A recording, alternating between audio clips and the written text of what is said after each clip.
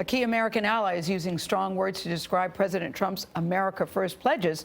The European Union's president calls the Trump administration a threat to Europe in the same category as Russia, China, and radical Islam. Homeland Security Secretary John Kelly is defending the rollout and enforcement of the president's temporary travel ban for 7 mostly Muslim countries. Margaret Brennan is at the White House. Margaret, good morning. Good morning. Well, President Trump's supporters want action on immigration. According to the latest Reuters poll, 49% of Americans support this executive order. But a growing number of federal workers and U.S. allies warn it may backfire. We must defend and protect federal networks and data. President Trump unexpectedly postponed an executive order on cybersecurity as fallout over the temporary travel ban continued.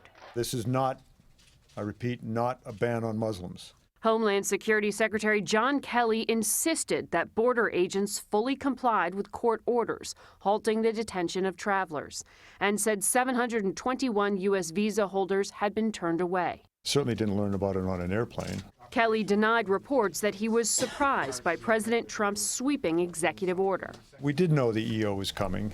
We had people involved in the general drafting of it.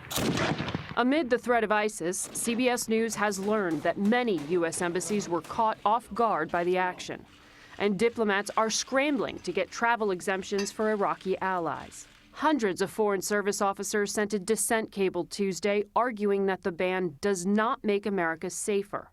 More than 100 former U.S. officials who served under past presidents from both parties also sent a protest letter saying it will, quote, harm our national security by alienating key partners. We want to ensure that we are not admitting into our country the very threats our soldiers are fighting overseas.